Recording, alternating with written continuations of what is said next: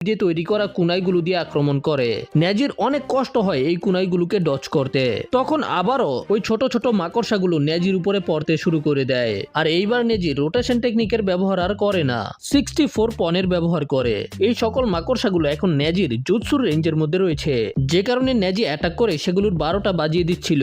কিন্তু এই ছোট মাকড়সাগুলো থামার তো নামই নিতাছিল না।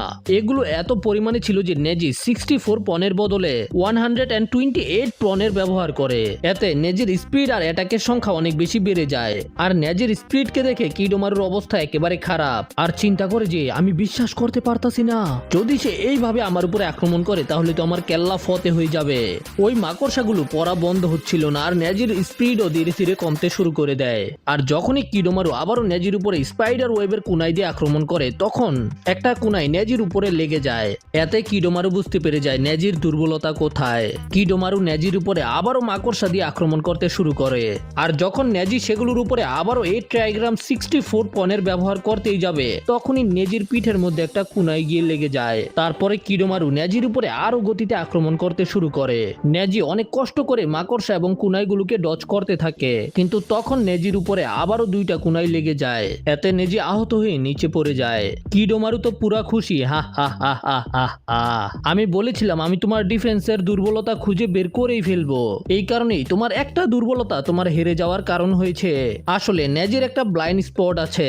নেজি নিজের চোখগুলো দিয়ে 360 ডিগ্রি সম্পূর্ণ দেখতে পারে না, সেটার মধ্যে একটু গ্যাপ আছে। যাই হোক, তারপরেও নেজি অনেক কষ্ট করে দাঁড়িয়ে যায়। কিডোমারু বলে যে এখন আর বাহাদুরি দেখায় কি করবা, আমাদের লড়াই তো অনেক আগেই শেষ হয়ে গেছে, তুমি তো আমাকে হারাতে পারবে না। আর তখনই কিডোমারু এমন একটা কিছু করে যে কারণে ওই বড় মাকড়সাটা সরাসরি নেজির উপরে গিয়ে পড়ে। তবে তার আগেই নেজি নিজের জেন্টাল ফিস্টের ব্যবহার করে ওই মাকড়সাকে একেবারে বেলুনের মতো ফাটিয়ে দেয়। আর তখনই নেজির দিকে অনেকগুলো কুনাই অনেক স্পিডে যেতে শুরু করে। আর নেজি আরেকবার কুনাইগুলোর কারণে আরো বেশি আহত হয়ে যায়। কিডোমারুর মনে হয় যে নেজি তো এইবার শেষ, কিন্তু তখনই নেজি আবারও দাঁড়িয়ে যায়। আর এটা দেখার পরে কিডোমারু রেগে গিয়ে ফাইনালি নিজের কার্স মার্ককে দ্বিতীয় লেভেলের মধ্যে নিয়ে যায়। আর নিজের মুখ থেকে স্পাইডার ফ্লুইড বের করতে শুরু করে, যেগুলো দিয়ে কিডোমারু একটা তীর ধনুক বানায়। কিডোমারুকে দেখতে অনেক বেশি ভয়ানক লাগতাছিল, কোনো ডিমানের মতো। নেজি এখন অনেক বড় বিপদে আছে, আর যদি এইভাবে চলতে থাকে তাহলে নেজির মৃত্যুও হতে পারে। কিডোমারু নেজির দিকে নিশানা করে নেজির উপরে আক্রমণ করে দেয়। এই তীরটা অনেক বেশি স্পিডে নেজির দিকে যেতে শুরু করে, যে কারণে সেখানে বিস্ফোরণ হয়ে যায়। আর তখনই আমরা দেখতে পাই যে এই তীরটা নেজির আরপার হয়ে যায়, যে কারণে সেখানে অনেক বড় বিস্ফোরণ হয়, কিন্তু নেজি কোনোভাবে বেঁচে গেছে। আর কিডোমারুকে দেখতে কেমন লাগতেছে, একেবারে রাক্ষসের মতো। কিডোমারু তো সরাসরি নেজির হার্টের মধ্যে নিশানা লাগিয়েছিল, কিন্তু নেজি কোনোভাবে সেটাকে ডচ করেছে। নেজি ঠিক সময় নিজের শরীরকে একটু মুভ করে দিয়েছে, যে কারণে তীরটা নেজির কাঁধের মধ্যে গিয়ে লেগেছে। কিডোমারু নেজিকে দেখার পরে বলে যে তো এখন পর্যন্ত তোমার শরীরের মধ্যে শক্তি আছে, এটা প্রথমবার হয়েছে আমার নিশানা ঠিক মতো লাগেনি, তো চলো দেখা যাক তুমি আমার নিশানা পর্যন্ত কতক্ষণ পর্যন্ত বাঁচতে পারো। নেজি সেখান থেকে পালাতে শুরু করে দেয়। কিডোমারু বলে যে কি পালাইতে শুরু করে দিয়েছো, কিন্তু তুমি কোথাও যাইতে পারবা না, আমি তোরে পাতাল পর্যন্ত ফলো করবো। তারপরে কিডোমারু নিজের মুখ থেকে এমন একটা তীর বের করে যেটার মধ্যে মাকড়সার জাল লাগানো ছিল। কারণ হলো যখন এই তীরটা নেজির উপরে লাগবে তখন কিডোমারু নেজিকে টেনে নিজের কাছে নিয়ে আসবে। এরপরে কিডোমারু আবারও নেজির দিকে এই তীরটাকে মারে। নেজির কাছে চাকরা অনেক কম ছিল, এই কারণে নেজি অনেক দূরে যেতে পারছিল না। এই জন্য নেজি একটা গাছের পিছনে গিয়ে লুকিয়ে যায়। আমরা দেখতে পাই যে তীরটা গাছের আরপার হয়ে গিয়ে মাটির মধ্যে পড়ে। তখনই নেজির হেডব্যান্ডও নিচে পড়ে যায়। ভাই নেজির কাম কি তামাম হয়ে গেল নাকি? দেখা তো মনে হইতাছে তীরটা নেজির মাথার ভিতরে ঢুকে গেছে। আসলে তীরটা নেজির সাইড দিয়ে চলে গেছে। এতে নেজির একটু রক্ত বের হয়েছে, কিন্তু নেজির অবস্থা আরো বেশি খারাপ হয়ে যায়। আর কিডোমারু এইবার নিজের মুখ থেকে অন্যরকম দেখতে একটা তীরকে বের করে, যেটার মাথাটা পেঁচানো ছিল। এই তীরের একটা স্পেশালিটি হলো যে এটা টার্গেটকে ফলো করে যে কোনো দিকে যেতে পারবে। আর নেজি হেসে বলে যে তাহলে আমার জন্য এটা থেকে বাঁচা একেবারে ইম্পসিবল। নেজি চিন্তা করে যদি নারুতো তুমি এখন আমার জায়গায় থাকতে তাহলে তুমি কি করতে? কিডোমারু বলে তুমি যতই চেষ্টা করো না কেন তুমি আমার অ্যাটাক থেকে এখন আর বাঁচতে পারবা না, তোর মৃত্যু তো আমার হাতেই লেখা আছে চান্দু। কিডোমারু আগে থেকে বেশি স্পিডে এই তীরটাকে নেজির দিকে মারে। নেজি অনেক চেষ্টা করে এই তীরটা থেকে বাঁচার জন্য, কিন্তু তীরটা নেজির পেটের আরপার হয়ে একটা গাছের আরপার হয়ে গিয়ে পড়ে। নেজি একটা গাছের সাথে গিয়ে অনেক জোরে টক্কর খায়। কিডোমারু চিন্তা করে যে নেজির তো এইবার কাম তামাম হয়ে গেছে, এইবার কোনোভাবেই নেজি আর বাঁচতে পারবে না। তখনই নেজি চিন্তা করে এই পোকা তুই কইতে আইছস, তুই এখনো হিউগার পাওয়ার দেহস নাই। এই তীরটা থেকে যে মাকড়সার জালটা বের হয়েছিল সেটা সরাসরি কিডোমারুর মুখের সাথে কানেক্টেড ছিল।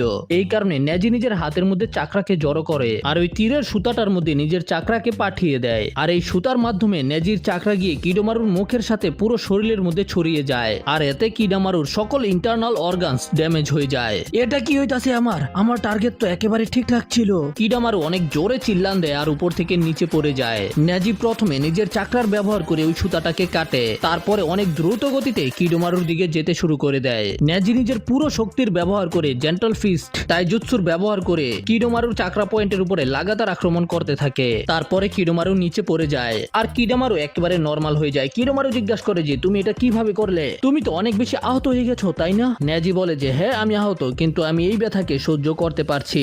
একটা কথা মনে রাখবে, আমি আমার দুর্বলতাকে তোমার থেকে ভালো জানি, কিন্তু তারপরেও তুমি অনেক বেশি শক্তিশালী ছিলে। কিডোমারু বলে যদিও তুমি আমাকে হারিয়ে দিয়েছো, কিন্তু তোমার অবস্থাও এখন আর ভালো না, আর যদি এই অবস্থায় থাকে তাহলে তুমি বেশিক্ষণ বেঁচে থাকতে পারবা না।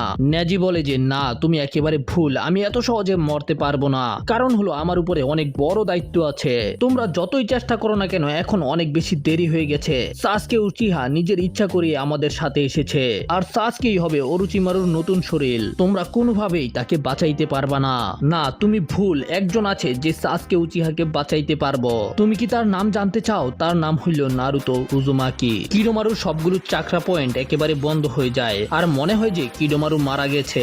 নেজি বলে যে হ্যাঁ, আমার পুরো বিশ্বাস আছে যে নারুতো এই কাজটাকে করতে পারবে, কারণ হলো নারুতো তুমি আমাকেও ওই অন্ধকার থেকে বের করেছো, আমার তোমার উপরে পুরো বিশ্বাস আছে বন্ধু। তখনই নেজির মুখ থেকে রক্ত বের হতে শুরু করে দেয়।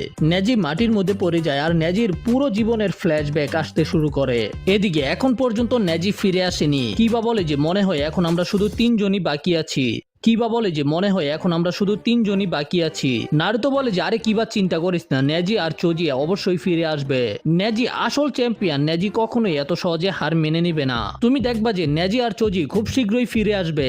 এখন কিছুক্ষণ পরেই রাত হয়ে যায় আর কিবা শত্রুদের গ্রান অনুযায়ী বলে যে আমরা তাদের কাছাকাছি পৌঁছে গেছি।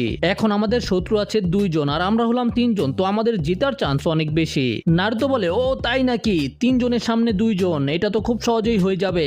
আরে তুমি কি কইতে, তুমি কি আকামারুকে ভুলে গেছো নাকি? শিকামারু বলে যে আরে সরি, আমি আকামারুর কথা তো ভুলেই গেছিলাম। আকামারু তো আছে আমাদের টিমের মধ্যে, তার মানে হলো এখন 4 জন ভার্সেস 2 জন, তো এটা ধরে নাও যে আমাদের মিশন কমপ্লিট হয়ে গেছে। তোমরা দুজনে চিন্তা করো না, আমি শ্যাডো ক্লোন জুৎসুর ব্যবহার করে তাদের দুজনকে সহজেই হারিয়ে দিতে পারবো। শিকামারু বলে যে নারুতো আমাদের একটা টিম অনুযায়ী কাজ করতে হবে, মনে আছে তো তোমার? শিকামারু বলে যে আক্রমণ করার আগে আমাদেরকে সূর্য ডুবা পর্যন্ত অপেক্ষা করতে হবে, তারপরেই আমরা তাদের উপরে আক্রমণ করব।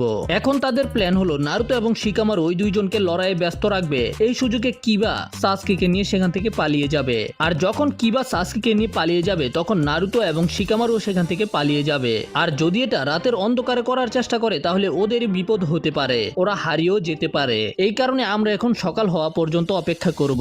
তাছাড়া এখন শিকামারুর শ্যাডো পজিশনিং জুৎসু কাজ করবে না। এদিকে অরুচিমারুর চেলাগুলোর মধ্যে থেকে সাকন বলে যে ওরা দুজন কি করতেছে, ওদের তো কোনো খবর নাই, ওরা কি মারা গেছে নাকি জীবিত আছে, ওদের তো কোনো খবর নাই, ওরা কি মারা গেল নাকি? তাইয়া বলে যে তাদের কথা চিন্তা করা বন্ধ করো, আমাদের অরুচিমারুর প্ল্যানকে কমপ্লিট করতে হবে। একদিন পার হয়ে গেছে, এখন পর্যন্ত আমরা ল্যান্ড অফ ফায়ারের জঙ্গল থেকে পার হতে পারিনি। তুমি ঠিক বলেছো, আমাদের যত তাড়াতাড়ি সম্ভব সাউন্ড ভিলেজের মধ্যে পৌঁছাতে হবে। এদিকে সাউন্ড ভিলেজ মানে অরুচিমারুর হাইড আউট থেকে আমরা অনেক জোরে জোরে চিল্লানোর শব্দ শুনতে পাই। আরে এখানে কি হইতাছে? ভিতরে আমরা দেখতে পাই যে অরুচিমারু তো জোরে জোরে চিল্লাইতাছে। আসলে থার্ড হোকাগের ওই সিলিং জুৎসুর কারণে অরুচিমারুর হাতের সাথে সাথে এখন পুরো বডি পচতে শুরু করে দিয়েছে। এই জন্য অরুচিমারুর যত তাড়াতাড়ি সম্ভব একটা নতুন বডির দরকার। যদি না পায় তাহলে অরুচিমারুর কেল্লা ফতে। আর গোসল করার সময় অরুচিমারু চিল্লাইতাছিল। কাবুটো সেখানে চলে আসে। অরুচিমারু কাবুটোকে বলে যে সাসকে কি এখানে আইছে নাকি এখনো আসে নাই, কিন্তু এটা বলার পরেই অরুচিমারু আবারও চিল্লাইতে শুরু করে দেয়। কাবুটো বলে যে লর্ড অরুচিমারু, আপনার যত তাড়াতাড়ি সম্ভব একটা নতুন বডি নিতে হবে, আপনি তাড়াতাড়ি তৈরি হয়ে যান, আপনার জন্য আমি একটা নতুন বডি রেডি করতাছি। আসলে অরুচিমারু প্রথমে সাসকেকে ট্রেনিং করাতে চায়, তারপরে যখন সাসকে পাওয়ারফুল হয়ে যাবে তখন গিয়ে অরুচিমারু সাসকের বডিকে নিয়ে নিবে। এরপরে কাবুটো একটা জেলখানার সামনে চলে আসে, যেখানে অরুচিমারু অনেকগুলো ক্রিমিনালকে বন্দী করে রেখেছে। আসলে অরুচিমারু পালিয়ে যাওয়া ক্রিমিনাল এবং নিনজাদেরকে ধরে বন্দী করে রাখে তাদের উপরে এক্সপেরিমেন্ট করার জন্য। কাবুটো একটা রিলিজিং জুস্তুর ব্যবহার করে সবগুলোকে মুক্ত করে দেয়। এটা করতেই সবগুলো দরজা খুলে যায় আর অপরাধীগুলো বের হয়ে চলে আসে। তখনই কাবুটো তাদেরকে বলে যে তোমরা সবাই আমার কথাকে মনোযোগ দিয়ে শোনো। আর সেখানে থাকা সবাই কাবুটোকে দেখতে শুরু করে দেয়। কাবুটো বলে যে তোমরা কি এই জেলখানা থেকে বের হয়ে যেতে চাও? সবাই বলতে থাকে যে হ্যাঁ হ্যাঁ হ্যাঁ আমরা বের হতে চাই। কাবুটো বলে যে কিন্তু একটা সমস্যা আছে, তোমাদের মধ্যে থেকে যে কোনো একজনই বের হতে পারবে, আর তোমাদের মধ্যে থেকে ওই ভাগ্যবান কে হবে সেটা তোমাদেরকেই ডিসাইড করতে হবে। তোমাদের কাছে মাত্র 10 মিনিট আছে। এটা বলার পরে কাবুটো সেখান থেকে চলে যায়। অন্যদিকে আমরা দেখতে পাই যে একটা রুমের মধ্যে কারো চিকিৎসা চলতেছিল। এখানে একটা সিসিটিভি ক্যামেরাও ছিল। আর যখন ওই ক্রিমিনাল গুলো মুক্ত হওয়ার জন্য লড়াই করছিল তখন কাবুটো তাদেরকে এখান থেকেই দেখছিল। তখনই ওই বিছানায় শুয়ে থাকা লোকটা কথা বলতে শুরু করে, যার নাম হলো কিমিমারু। সে কাবুটোকে বলে যে তাহলে এইবারও আমাকে চুজ করা হয়নি তাই না? কাবুটো বলে নিজের শক্তিকে বাঁচিয়ে রাখো, তুমি নিজের দায়িত্বকে অবশ্যই পূরণ করতে পারবে, কারণ হলো তোমার কাছে সময় অনেক কম আছে। কিন্তু সে বলে যে আমি বুঝতে পেরেছি, কিন্তু আমার মারা যাওয়ার পরে আমার জায়গাটা কে নিবে? কাবুটো বলে যে তোমার চিন্তা করার দরকার নেই, তোমার জায়গা নেওয়ার মতো একটা লোককে পাওয়া গেছে, আর তার কাছেও তোমার মতোই একটা কেকেগেনকাই রয়েছে, তার নাম হলো সাসকে উচিহা। সমস্যা হলো যে তাকে এখানে আনার জন্য সাউন্ড নিনজাদেরকে পাঠানো হয়েছে। এতক্ষণে তো সাসকে উচিহার এখানে চলে আসার কথা ছিল, কিন্তু সে এখন পর্যন্ত এখানে পৌঁছাতে পারেনি। কিমিমার বলে যে তাহলে আমি বুঝতে পেরে গেছি, আমার কাজ শরীর দেওয়ার না, তার বদলে আমাকে একটা নতুন শরীর খুঁজে এনে দিতে হবে। তারপরেও আমি অরুচিমারু স্যারের জন্য এই কাজটা করব। মনে হচ্ছে এটাই হলো একমাত্র রাস্তা যেটার মাধ্যমে আমি আমার প্রতিভাকে দেখাইতে পারবো। এটা বলার পরেই ফাইনালি কিমিমারু উঠে বসে পড়ে আর নিজের কাজকে কমপ্লিট করার জন্য সেখান থেকে বেরিয়ে যায়। আর তখনই কাবুটো সিসিটিভি ক্যামেরার মাধ্যমে দেখতে পায় যে ওই লড়াইয়ের পরে সেখানে শুধু একজন বেঁচে আছে। আর সে সিসিটিভি ক্যামেরার দিকে তাকিয়ে বলছে, এখন তুমি কাদের জন্য অপেক্ষা করতেছো? এখন আমি শুধু একাই বেঁচে আছি। তুমি বলেছিলে যে একজনই এখান থেকে বের হতে পারবে, এই জন্য আমাকে এখন এখান থেকে বের হতে দাও। আর তখনই সেখানে থাকা একটা দরজা খুলে যায় আর যেটা থেকে অরুচিমারু বের হয়ে আসে। অরুচিমারুকে দেখার পরে লোকটা একেবারে ভয় পেয়ে যায়। অরুচিমারু তাকে বলে যে স্বাগতম তোমাকে, তুমি এখন আমার নতুন বডি হবে, তোমার কি কোনো শেষ ইচ্ছা আছে? তখন লোকটা বলে যে হ্যাঁ অরুচিমারু, আপনি আমার ক্ল্যানকে বন্দি করে রেখেছেন, তাদেরকে প্লিজ ছেড়ে দেন, এটাই হলো আমার শেষ ইচ্ছা। অরুচিমারু বলে যে আচ্ছা হয়ে যাবে, আর তুমি চিন্তা করো না, তুমি আমার ভিতরে সবসময় জীবিত থাকবে। আর এরপরেই অরুচিমারু তার বডির ভিতরে ঢুকে পড়ে। এর মাধ্যমে অরুচিমারুর একটা নতুন শরীর হয়ে যায়। এর পরের সিনে আমরা দেখতে পাই যে সকাল হয়ে গেছে।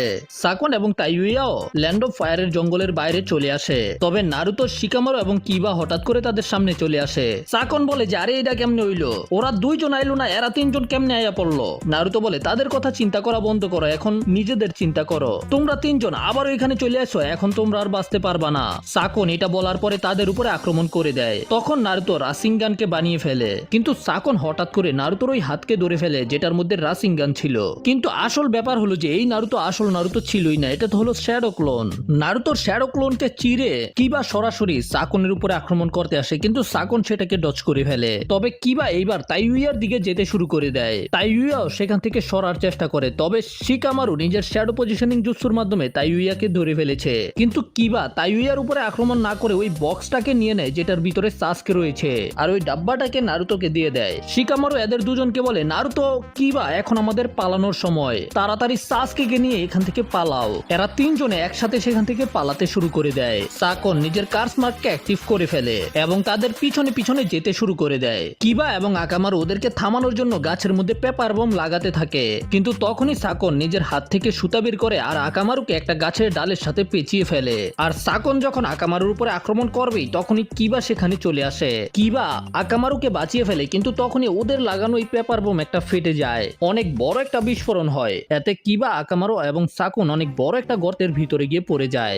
নারুতো এটা দেখার পরে বলে, আরে এটা কি হইলো? আমাদেরকে তো এখন কিবাকে বাঁচাতে হবে। শিকামারু বলে, এই গর্তটা অনেক বেশি গভীর, আমাদেরকে সাবধানতার সাথে নিচে নামতে হবে। কিন্তু তখনই তাইউয়া ওদের সামনে চলে আসে। শিকামারু বলে যে নারুতো, ওকে আমি দেখে নিতাছি, তুমি সাসকে নিয়ে ভিলেজের দিকে যেতে শুরু করো, তোমার এখন এই মিশনকে যেভাবেই হোক সম্পূর্ণ করতে হবে। কিন্তু শিকামারু, নারুতো, আমার চিন্তা করার দরকার নাই, যাও এখান থেকে। আর তখনই তাইউয়া কাউকে দেখে ফেলে। এটা দেখার পরে তাইউয়া অনেক বেশি অবাক হয়ে যায়। আর শেষ পর্যন্ত সেখানে কিমিমারুর এন্ট্রি হয়ে গেছে। কিমিমারু উপর থেকে লাফ দিয়ে সরাসরি সাসকের ডাব্বার কাছে এসে সাসকের ডাব্বার মধ্যে লাথি দিয়ে দেয়। আর নারুতো এবং শিকামারুর কিছু বুঝতে পারার আগেই কিমিমারু সাসকের ডাব্বাকে নিয়ে সেখান থেকে লাফ দিয়ে দেয়। কিমিমারু সাসকের ডাব্বাকে নিয়ে অন্য একটা গাছের ডালের মধ্যে চলে আসে। নারুতো এবং শিকামারু তো কিছুই করতে পারে না। তাইউয়া বলে যে কিমিমারু, তুমি এখানে কি করতাছো? তুমি তো অসুস্থ ছিলে তাই না? কিন্তু কিমিমারু বলে যে প্রথম আমার জবাব দাও, তোমাদের আসতে এত দেরি হচ্ছিল কেন? আর তোমার সাথে আসা বাকি তিনজন কোথায়? তাদের কি হয়েছে? তাইউয়া বলে যে তোমার এখানে আসা উচিত হয়নি, তোমার রোগটা অনেক অনেক বেশি জটিল। ও তাই নাকি তাইউয়া, তাহলে তুমি এটাকে আমার শেষ কাজ বলতে পারো। এই ডিব্বার ভিতরেই আমার মাস্টার ওরোচিমারুর ভবিষ্যৎ রয়েছে। নারুতো বলে যে কি কি কইলি তুই, এখন সাসকে কোথাও যাবে না। কিন্তু কিমিমারু হঠাৎ করে তাইউয়ার পিছনে চলে আসে আর বলে যে তাইউয়া, যদি আমি চাই এখনই তোমাকে শেষ করে দিতে পারি, কিন্তু আমি তোমাকে তোমার প্রাণের ভিক্ষা দিতেছি, কারণ তোমাকে এখনো একটা কাজকে সম্পূর্ণ করতে হবে। এখন এই দুই জোকারকে তোমারই হ্যান্ডেল করতে হবে, আর আমাকে নিরাশ করার চিন্তাও কইরো না, ঠিক আছে? কিমিমারু এটা বলার পরেই সাসকের ডিব্বাকে নিয়ে সেখান থেকে যেতে শুরু করে দেয় ওরোচিমারুর হাইড আউটের দিকে। এতে নারুতো অনেক বেশি রেগে যায়। তখন শিকামারু নারুতোকে একটা প্ল্যানের কথা বলে, তবে আমরা দেখতে পাই যে তাইউয়া একটা বাঁশিকে বের করে। তাইউয়া বলে যে এখন তাইউয়ার কাজ হলো এই দুইজনকে যে কোনো ভাবে এখানে থামিয়ে রাখা, যেন কিমিমারু খুব সহজেই ওরোচিমারুর হাইড আউটে পৌঁছাতে পারে। এদিকে শিকামারু নারুতোকে নিজের প্ল্যান বুঝিয়ে দেয়। তারপরে ওরা দুজনে একসাথে তার উপরে আক্রমণ করে। শিকামারু নিজের কুনাই দিয়ে তাইউয়ার উপরে আক্রমণ করে, কিন্তু তাইউয়া নিজের বাঁশি দিয়ে শিকামারুর আক্রমণকে থামিয়ে দেয়। নারুতো কেউ দেখতে পায় নারুতো তাইউয়ার দিকে আক্রমণ করতে যাইতেছিল, কিন্তু তাইউয়ার উপরে না আক্রমণ করে নারুতোর সামনের দিকে চলে যায়। নারুতো বলে যে হা হা হা, আমাকে ধরতে পারবা না। নারুতো সাসকেকে থামানোর জন্য কিমিমারুর দিকে যেতে শুরু করে। তাইউয়াও তখন নারুতোকে থামাতে যেতে চায়, তবে শিকামারু নিজের শ্যাডো পজিশনিং জুৎসুর ব্যবহার করে। এতে তাইউয়া লাফ দিয়ে অন্য একটা গাছের ডালে চলে যায় আর বলে যে এগুলো কি করতাছস তুই কি ভালোভাবে লড়াই করতে পারোস না? শিকামারু বলে যে হ্যাঁ আমি জানি, কিন্তু আমি তো এখন তোমার সময়কে নষ্ট করব। তাইউয়া বলে তোমার কি আসলেই মনে হয় তোমার ওই গাদা বন্ধু কিমিমারুকে হারিয়ে দিবে? এটা কোনোভাবেই হতে পারবে না। শুধু একটু দেখো, তুমি এক এক করে তোমার সকল বন্ধুকে হারিয়ে দিয়েছো, তারপরেও তোমার মনে হইতাছে যে এই মিশন কমপ্লিট করতে পারবা? শিকামারু বলে চিন্তা করার দরকার নেই, আমি তোমাকে কিছু বুঝাইতাছি। প্রথম ব্যাপার হলো যে আমার বন্ধুরা এখনো মারা যায়নি, তারা সবাই এখনো জীবিত আছে। আর দ্বিতীয় কথা হলো আমি অনেক বেশি অলস, কিন্তু একটা কাজ আছে যেটা করতে আমি একেবারেই অলসতা করি না, আর সেটা হলো আমার বন্ধুদের উপরে বিশ্বাস করা। এটা আমি অলসতার সাথেই খুব ভালোভাবে করতে পারি। আর বন্ধুদের সাথে ফ্রি ফায়ার খেলার দিন তো এখন শেষ, এই কারণে এখন আমি নিনজা খেলতাছি। আর তৃতীয় কথা হলো যে আমরা বারমুডার জঙ্গলের মধ্যে ল্যান্ডিং করেছি, এখন জানি না কি হবে, কিন্তু বুইয়া নেওয়া হলো আমাদের মিশন। আর যদি 1%ও চান্স থাকে তাহলে আমরা বুইয়া নিয়েই ছাড়বো। শিকামারুর কথা শোনার পরে তাইউয়া সামানিং জুৎসুর পারফর্ম করে। এতে সেখানে 3টা বড় বড় রাক্ষস সামান হয়ে যায়। এদের মধ্যে থেকে একটারও চোখ খোলা ছিল না, সবগুলো পট্টি দিয়ে বাঁধা ছিল। এই সামানিং জুৎসু করার পরে তাইউয়া বলে যে আরে ঠিক মতো গান চালাইতে পারোস না, কিন্তু বড় বড় কথা কস নোবরা, কিন্তু এখন সময় হলো যে বাঁশি বাজায়া তোমাকে মেরে ফেলার। শিকামারু বলে আরে এইটা কি হইলো, আজকের দিনটাই একেবারে ভালো না। এদিকে নারুতো কিমিমারুর পিছনে পিছনে যাইতাছিল। সাসকেকে থামানোর জন্য এত বেশি রেগে রয়েছে যে নারুতোর ভিতর থেকে 9 টেলের চাকরা বের হতে শুরু করে দেয়। আমি আইতাছি সাসকে, আর একটু অপেক্ষা করো। আর তখনই আমরা দেখতে পাই যে কিমিমারু ল্যান্ড অফ ফায়ারের জঙ্গল থেকে বের হয়ে একটা খোলা ময়দানের মধ্যে চলে এসেছে। আর ঠিক তখনই নারুতো সেখানে চলে আসে। নারুতো তো অনেক বেশি রেগে রয়েছে। কিমিমারু নারুতোকে দেখার পরে চিন্তা করে তাইউয়া, তুই আমারে আবারও নিরাশ কইরা দিলি, তবে এই ছেলেটার ভিতরে তো অন্যরকম শক্তি রয়েছে, আমি এমনিতেই সেটাকে ফিল করতে পারতাছি। নারুতো কিমিমারুকে বলে ওরোচিমারু কি করতে চায় সাসকের সাথে? সাসকে তো এখন একটা পিচ্চি। কিমিমারু বলে যে আমার মাস্টার ওরোচিমারুর আত্মা হলো অমর, কিন্তু আত্মা অমর হলে যে বডি অমর হবে এটা কিন্তু না। এই কারণে এখন তার আত্মার জন্য অনেক শক্তিশালী একটা শরীরের দরকার। তাহলে তুমি বলতে চাইছো ওরোচিমারু সাসকের শরীরের ব্যবহার করবে? আমি তো এটা কখনোই হতে দিতে পারবো না, তরে আমি খাইছি এখন। নারুতো এটা বলার পরে মাল্টি শ্যাডো ক্লোন জুৎসুর ব্যবহার করে। আর 9 টেলের চাকরা ব্যবহার করার কারণে নারুতো এখন 1000 অথবা তার থেকেও বেশি শ্যাডো ক্লোন বানিয়ে ফেলে।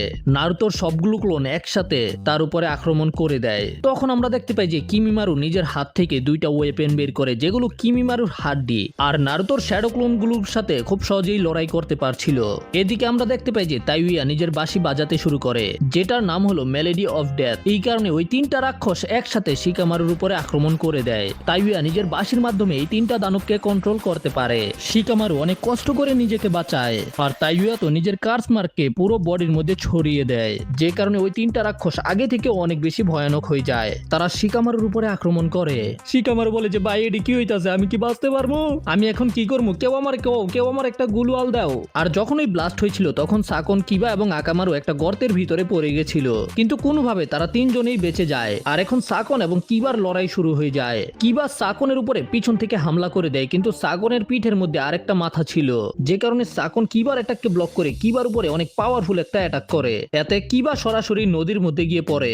আকামারু কিবার কাছে চলে আসে আর কিবা মনে মনে চিন্তা করে এটা কিভাবে হতে পারে, আমি তার পিঠের মধ্যে অনেক পাওয়ারফুল অ্যাটাক করেছিলাম কিন্তু তারপরেও সে আমার অ্যাটাককে দেখে ফেলেছে। রেডি হয়ে যাও আকামারু, এখন আমরা দুই দিক থেকে একসাথে আক্রমণ করব। আকামারু আবারও কিবার রূপে ট্রান্সফর্ম হয়ে যায় আর দুজনেই অনেক তাড়াতাড়ি ঘুরতে ঘুরতে সাকনের পিছনে এবং সামনে থেকে একসাথে আক্রমণ করে। এতে সেখানে একটা বিস্ফোরণ হয়। তবে তারপরে আমরা দেখতে পাই যে সাকন আকামারুকে একটা ঘুষি মারে আর আকামারু একটা পাথরের সাথে টক্কর খেয়ে নিজের আসল রূপে চলে আসে। সাকন কিবাকেও একটা ঘুষি মারে, কিবাও গিয়ে একটা পাথরের সাথে ধাক্কা খায়। তারপরে সাকন কিবার গলা টিপে ধরে, তার সাথে সাথেই সাকন নিজের কার্স মার্ককে পুরো বডির মধ্যে ছড়িয়ে দেয়। সাকন বলে যে কি মনে হয় তোমার, আমাদের পার্টনারশিপ অনেক ভালো তাই না? আর এটা হলো আমার ভাই, আমার ভাইয়ের নাম হলো উকন, আর উকন বেশিরভাগ সময় আমার ভিতরে থেকে ঘুমিয়ে থাকে, কিন্তু যখন খেলার টাইম আসে তখন সে বাইরে চলেই আসে। তারপরে সাকন নিজের কার্স মার্ককে সেকেন্ড স্টেজে নিয়ে যায়, যে কারণে সাকন অনেক বেশি ভয়ানক হয়ে যায়। ওকে দেখতেও একটা ডিমানের মতো লাগছিল। তখনই আকামারু কিবাকে বাঁচানোর জন্য কিবার দিকে যেতে থাকে আর কিবাও কোনোভাবে সাকনের হাত থেকে ছুটে যায়। তখন সাকন আকামারুর দিকে আক্রমণ করতে আসে, তবে আকামারু লাফ দিয়ে সাকনের উপর দিয়ে চলে যায়। তবে সাকন গিয়ে কিবাকে অনেক খারাপ ভাবে মারতে শুরু করে দেয়। কিবা আবারও কোনোভাবে সাকন থেকে দূরে চলে যায় আর আকামারুকে একসাথে নিয়ে একটা ট্রান্সফরমেশন জুৎসু করে। এতে আকামারু এবং কিবা অনেক বড় একটা কুকুরে ট্রান্সফর্ম হয়ে যায়। সাকন বলে যে এটা কি, এটা তো একটা বড় একটা কুকুর, এটা আমাদেরকে কি করতে পারবে? কিন্তু কিবা যে ট্রান্সফর্ম করেছে সেটা অনেক ভয়ানক ছিল। তখনই আকামারু লাফ দিয়ে অনেক গতিতে ঘুরতে শুরু করে, ফ্যাং ওভার ফ্যাং। আকামারুর এই অ্যাটাকটা এত বেশি ভয়ানক ছিল যে এর সাথেই দুই ভাই একেবারে আলাদা আলাদা হয়ে যায়। এতে কিবা আর আকামারুর মনে হয় যে এরা দুজনে সাকনকে মেরে ফেলেছে, কিন্তু তখনই এদের দুজনের শরীর থেকে হাত আর পা বেরিয়ে আসে। কিবা এটা দেখার পরে অনেক বেশি অবাক হয়ে যায়। তারপরে আবারও এদের দুজনের উপরেই ফ্যাং ওভার ফ্যাং এর ব্যবহার করে, কিন্তু সাকন এবং উকন লুকিয়ে পড়ে। যখন কিবা আবারও ঘুরে এদের দিকে যাইতেছিল তখন এরা দুই ভাই একসাথে সামানিং জুৎসুর ব্যবহার করে। এরা দুজনে একটা লেজেন্ডারি দেওয়ালকে সামান করে, যে কারণে কিবা আর আকামারু ওই দেওয়ালের সাথেই ধাক্কা খায়। তখনই উকন কিবার উপরে একটা ঘুষি মারার জন্য যেতে শুরু করে। আসলে কিবা আর আকামারু আবারও নর্মাল হয়ে গেছিল। তখন আকামারু ওই ঘুষিটাকে নিজের উপরে নিয়ে নেয়, যে কারণে আকামারু নিচে পড়ে গিয়ে অজ্ঞান হয়ে যায়। এরপরেই ওরা দুই ভাই আবারও কোথাও লুকিয়ে পড়ে, কিন্তু তখনই কিবা একটা শব্দ শুনতে পায়। কি ব্যাপার, কি হয়েছে? আসলে উকন কিবার বডির ভিতরেই ঢুকে গেছে।